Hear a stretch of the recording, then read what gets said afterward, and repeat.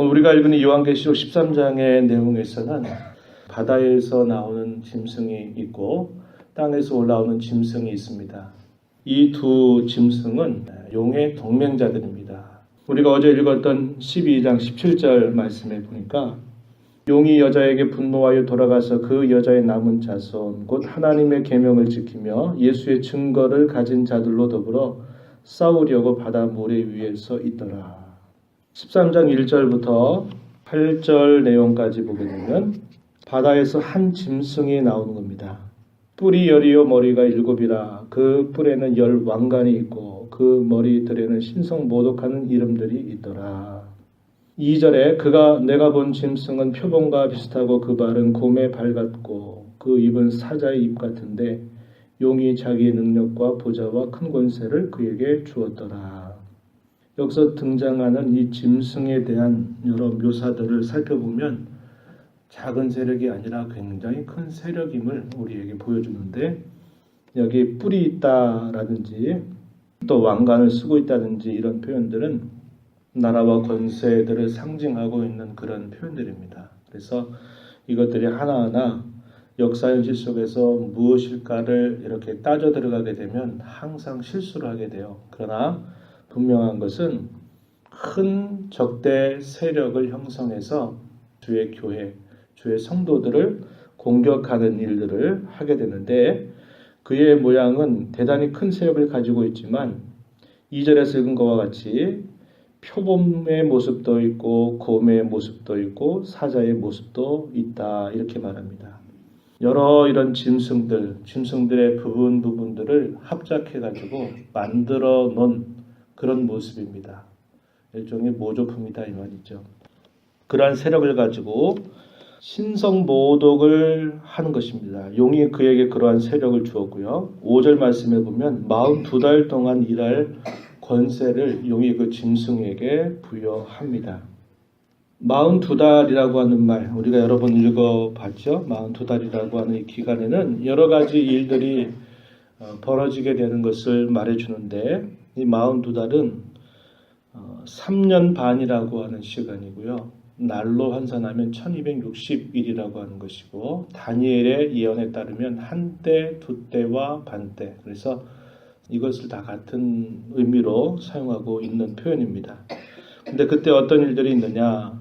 11장 2절 말씀에 보면 거룩한 성 예루살렘이 이방인들에 의해서 짓밟히는 기간이다, 이렇게 표현되어 있고요. 또 11장 3절 말씀에 보면 두 증인, 하나님의 말씀을 전하는 사명을 받은 이 두 증인이 증언하는 기간이기도 하다고 이야기합니다.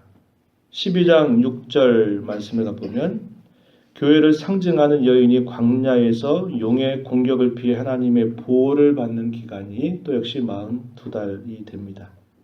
그래서 이 42달이라고 말할 때는 복음의 전파의 역사는 계속적으로 진행되고 박해와 시련 가운데 있는 주의 교회와 성도들은 하나님의 보호하심을 받고, 그런 가운데도 계속적인 교회를 향한 핍박과 시련이 계속되고 있는 기간이다, 이렇게 볼 수 있는 겁니다. 그래서 이 기간은 그리스도께서 이 땅에서 승천하시고 난 이후로부터 이제 주께서 다시 오실 때까지의 모든 기간을 이렇게 표현하고 있다, 여러 차례 말씀을 드렸습니다. 이 말씀을 받고 있었던 당시에 이 요한계시록 당시의 성도들은 로마 황제 도미티안에 의해서 국가적인 박해를 받는 시기였습니다. 그래서 예수 믿는 것 때문에 잡혀 들어가기도 하고 죽임을 당하기도 하고 무수하게 그 신앙 때문에 순교를 당하는 그런 일들이 있었던 그런 시대입니다. 그러나 그러한 일들은 전 세계적으로 항상 언제든지 일어나고 있는 일들이 되고 있다는 것이죠. 지금도 우리가 같은 하늘 아래 살고 있지만 우리 남한에는 평화의 때를 지나고 있습니다. 그러나 북한에 있는 지하교회 성도들은 그 신앙이 발각되는 순간 그들은 목숨을 내걸어야만 하는 그런 모습을 살고 있고요.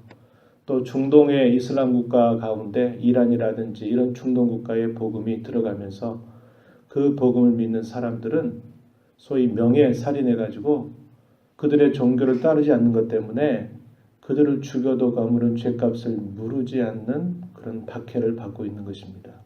주의 교회를 대대적으로 박해하는 일들은 항상 있어 왔던 것이고 우리가 살고 있는 이 동시대에도 여전히 이런 거대한 국가적인 박해, 거대한 세력의 박해 때문에 순교를 당하는 이들도 여전히 있다고 하는 것입니다.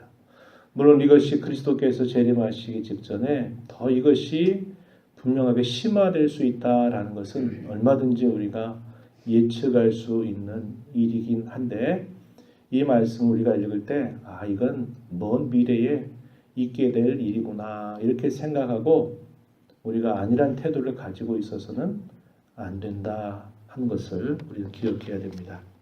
그래서 이 42달 동안 한편으로는 하나님을 모독하는 일도 하고 또 계속적으로 자기의 힘을 행사해서 많은 사람들을 굴복하게 하는 일들을 할 것을 이야기합니다.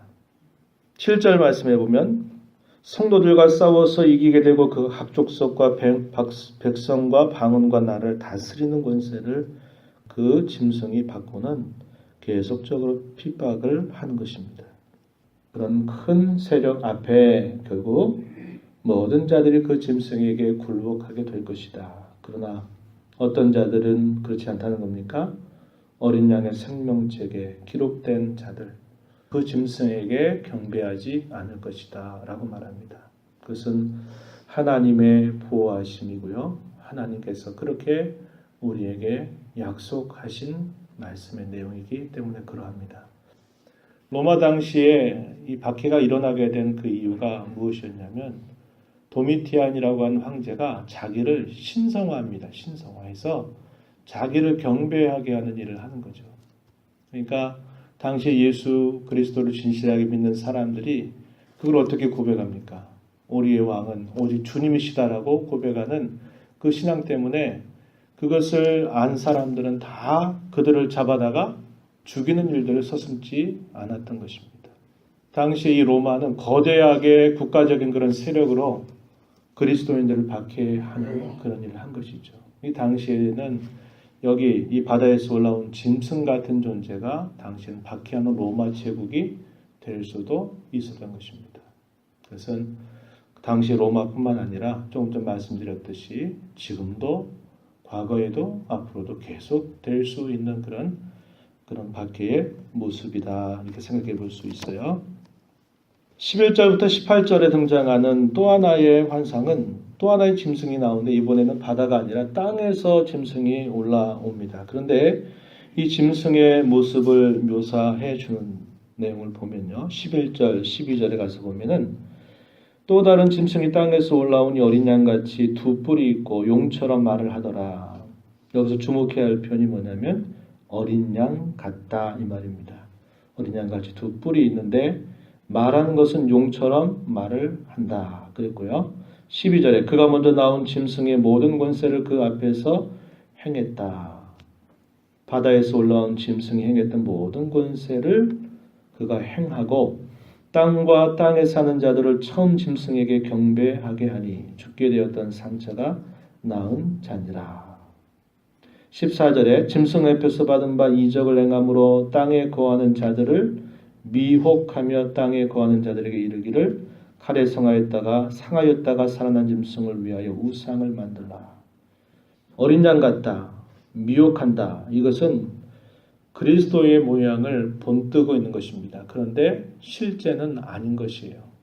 요한계시록에 계속 등장하는 보좌에 계신 분의 오른손에 있는 두루마리 책 열자가 없다 그랬는데 누가 연다 그랬습니까? 계시록 4장에 보니까 어린 양께서 그것을 여신다. 그 어린 양이 누구이십니까? 예수 그리스도시죠. 왜 어린 양이라고 부릅니까? 자기 백성의 죄를 대속하시기 위해서 죽으셨다가 다시 사신 그분을 어린 양이라 이렇게 표현했습니다. 예수 그리스도를 말하는 것이에요. 그런데 여기서 등장하는 땅에서 올라온 짐승은 어린 양 같은 모양은 띠고 있지만 어린 양이 아닙니다. 이 말은 그리스도 모양을 행사하면서 결국 미혹하는 그런 거짓된 모든 종교들의 세력 이것들을 말하는 것으로 우리가 볼 수 있다는 겁니다. 천주교도 같은 듯한데 근본적으로 많이 다르죠. 신천지, 하나님의 교회 다 성경 가지고 이야기하는데 엉뚱한 소리를 해대고 결국 미혹하고 거기에 한번 빠져든 사람은 거기서 헤어나오지 못할 정도로 그런 큰 영적인 폐해를 받게 되는 것입니다. 우리 한국 사회에 그런 이단들이 득세하고 있는 이 모든 것들도 이와 무관하지 않다 하는 것이에요. 그가 능력을 행하는데 누구에게 집중하게 합니까? 자기에게 집중하지 않게 하고 첫 번째 나온 짐승에게 집중하게 하는 거죠. 마치 우리에게 이런 상상을 하게 하는 겁니다. 예수 그리스도께서 이 땅에 어린 양으로서 사역을 다 마치시고 하늘로 승천하시니까 오순절이 될 때 성령께서 교회 가운데 강림하셨죠. 성령이 하시는 일은 뭡니까? 예수 그리스도를 증거하고 예수 그리스도를 믿게 하는 그런 능력을 행하시는 일이죠. 마치 그와 비슷한 겁니다. 첫 번째 짐승에게 집중하게 하고 첫 번째 짐승을 우상으로 만들어서 신처럼 만들게 만드는 겁니다. 그리고 자기에게 집중하지 않고 첫 번째 짐승이 이것을 돌리는 거예요.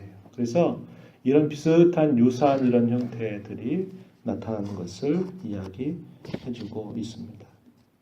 이 짐승에게 경배하는 그런 모든 자들의 모습을 보니까 16절에 보니까 뭐라고 표현하냐면 그 오른손이나 이마에 표를 받게 하고 누구든지 이 표를 가진 자 외에는 매매를 못하게 한 이 표는 곧 짐승의 이름이나 그 이름의 수다. 그걸 수를 셌더니 666이다. 666이다. 이렇게 말합니다.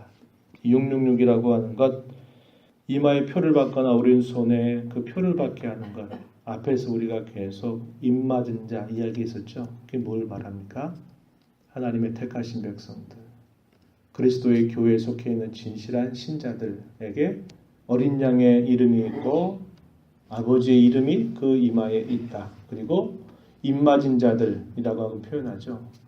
이 적그리스도와 이 거짓된 세력도 자기의 소속, 자기를 따르는 자들을 향해서 표를 준다는 겁니다.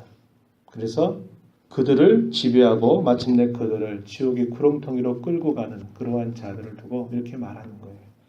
이것도 본뜨는 것입니다. 그런데 이것은 철저하게 하나의 모조품에 지나지 않는다라고 하는 것을 우리가 볼 수 있는 것입니다. 이러한 일들이 계속 교회 시대 가운데 펼쳐지게 될 것을 보여주시는데 이때 우리의 신앙의 태도는 어때야 될까? 9절 10절입니다. 누구든지 귀가 있거든 들을지어다. 10절에 사로잡힐 자는 사로잡혀 갈 것이요 칼에 죽을 자는 마땅히 칼에 죽을 것이니 성도들의 인내와 믿음이 여기 있느니라. 인내와 믿음, 이게 무슨 말입니까? 믿음으로 끝까지 견뎌내는 것입니다. 주께서 우리에게 약속하셨어요. 너희에게 할 말을 내가 주겠다. 내가 너희를 보호하겠다 약속하셨습니다. 우리가 힘쓸 일은 뭡니까? 그 말씀을 붙잡고 견뎌내는 것입니다. 요지부동하게 그 믿음을 지켜가는 것입니다. 그것이 우리가 할 일이에요. 여기에서 물러서서는 안 될 것을 우리에게 가르쳐 주고 있습니다. 우리의 삶의 사소한 부분 속에 일어나는 이런 크고 작은 여러 유혹과 시련들을 만날 때 무기력하게 무너지지 마십시오. 이런 일 생겼다고 그래서 나 안 하겠다. 또 저런 일 많았다 그래서 아유 나 좀 쉬었다 가야 되겠다. 이렇게 하지 마십시오. 박해나 시련이라고 하는 게 강도가 만만치 않게 펼쳐질 수 있습니다. 그런데 조그만 사소한 것들에 시험 들었다, 뭐 어려움 당했다, 못하겠다 이런 태도 갖지 마세요. 주님 앞에 참으로 부끄러운 일입니다. 인내와 믿음을 드러내십시오. 이것이 하나님을 기쁘시게 하는 우리의 신앙의 걸음이 되어야 한다 하는 것입니다. 이런 말씀을 받은 자로 이 한 주간 동안 하나님 말씀을 가슴에 품은 자로 힘써 믿음의 선한 싸움 싸워가는 모두가 되기를 축복하겠습니다. 하나님 아버지 감사합니다. 이 새벽 시간에도 저희들을 주께로 인도하셔서 함께 찬송하고 말씀 듣게 해주시면 감사합니다. 저희들을 약속하십니다. 우리에게 입맞은 자가 되게 하시고 구원받은 하나님의 백성으로 불러주신 하나님의 은혜를 기억하고 어떤 시련과 박해와 어려움들 속에서도 저희들을 돌보신다고 하신 하나님의 약속의 말씀을 굳게 붙잡게 하옵소서. 저희가 그 약속의 말씀을 붙잡은 자로 이 땅에서 살아가는 동안 때로는 거대한 힘으로 우리에게 우리의 신앙을 위협하고 때로는 달콤한 미혹으로 우리를 또 위협하는 많은 그런 유혹과 시련들이 있을지라도 인내의 믿음을 갖고 인내하며 믿음으로 승리해가는 저희들의 삶이 되도록 도와주시옵소서. 은혜의 보좌 앞에 나와 간구하오니 저희들을 불쌍히 여겨주셔서 하나님의 은혜 받은 자로 또 흩어진 교회로 힘써 우리의 신앙걸음 걸어가는 모든 성도들 다 되도록 인도하여 주옵소서. 귀하신 예수님 이름으로 기도하옵나이다. 아멘.